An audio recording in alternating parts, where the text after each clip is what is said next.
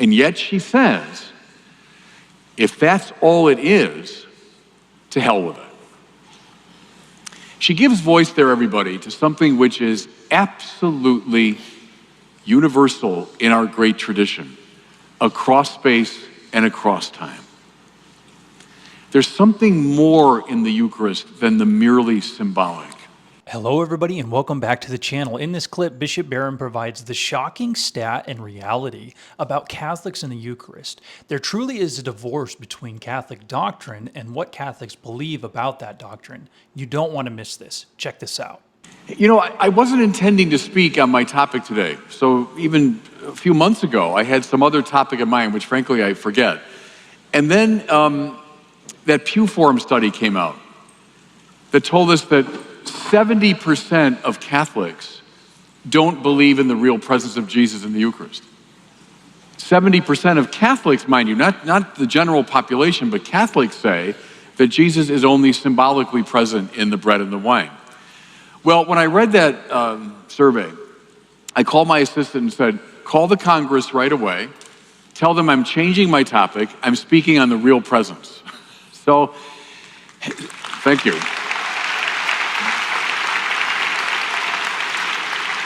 See, here's the thing, everybody. One of the, 2 or 3 most famous one-liners of Vatican II is that the Eucharist is the source and summit of the Christian life, right? I mean, one of the great lines of the Second Vatican Council. It's the beginning and the end. There's a be-all and end-all quality to the Eucharist. It's where it all comes from, where it's all tending. And if now, 50-some years after the end of the council, 70% of our own people don't understand the meaning of the Eucharist, well, Anaheim, we have a problem. As I'm addressing this giant arena full of teachers and preachers and evangelists and catechists, something, everybody, has gone off the rails here.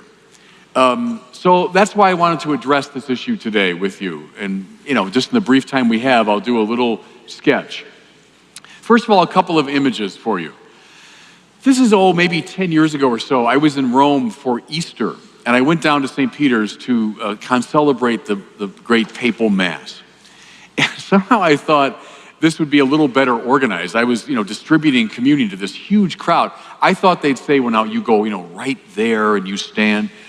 I remember I was sort of standing with the ciborium, and the MC went like this. just go. So off I sort of waded into this great crowd, and I had the Blessed Sacrament. And as I'm distributing, the body of Christ, I think I was saying Corpus Christi because of all the different languages. Corpus Christi, Corpus Christi. The hands began to stretch out to me.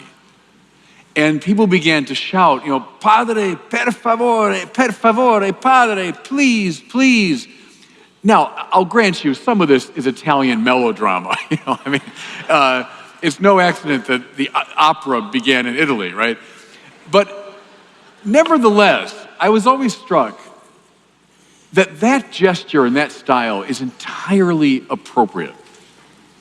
If we're just dealing with a bland symbol, who cares? But somehow those good people from all over the world sensed there's something here of crucial significance. There's a food here that I can't get anywhere else. And so please, please, like a starving person, that strikes me as an appropriate reaction to the Eucharist. Here's a second image from Ronald Knox, the great 20th century theologian and apologist.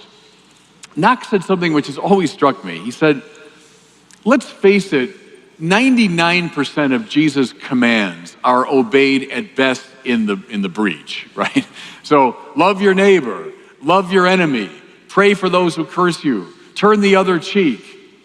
I mean, let's face it, most of us disobey Jesus' commands most of the time. But, Ronald Knox said, strangely, there is one command of Jesus that has been massively followed up and down the centuries. Despite our sin, despite our stupidity, despite all of our weakness and failure, somehow the command, do this in memory of me, has been followed, hasn't it? It's as though Christ himself realized that I just have to intervene and make sure these people do this, that this is so central to what it means to be a disciple of mine. Do this in memory of me. Despite everything, we do it. And a third little vignette or a little image, and I'm sure by now everyone knows this story. One of my great heroes, Flannery O'Connor, I think the greatest Catholic fiction writer of the last century, when she's a very young woman, is out for dinner with Mary McCarthy and other big-time New York writers. And she was a young woman, shy by nature, and she felt totally overwhelmed by this company. She said, I felt like a dog who knows one trick but had forgotten it. So the conversation is going on, and Mary McCarthy, who was a lapsed Catholic, but she was trying to draw O'Connor into the conversation. She knew she was a Catholic. She said to her, I think the Eucharist is a wonderful symbol. To which Flannery O'Connor responded, as you well know, if it's only a symbol, I say to hell with it. And that qualifies her, in my judgment, as one of the great Eucharistic theologians of the 20th century.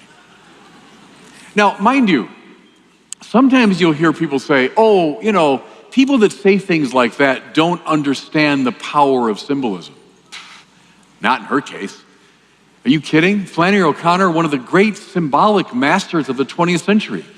Read A Good Man is Hard to Find, read Parker's Back, read Revelation, read All That Rises Must Converge, all her great novels and stories. She fully knows the power and import of symbolic language. She knows how to create symbols, how to use them. She knows the effects they have. She knew all about symbolism. And yet she says, if that's all it is, to hell with it. She gives voice there, everybody, to something which is absolutely universal in our great tradition, across space and across time. There's something more in the Eucharist than the merely symbolic. And so the 70% of people, of Catholics, in our Pew Forum study, we got a problem if we're not teaching this truth.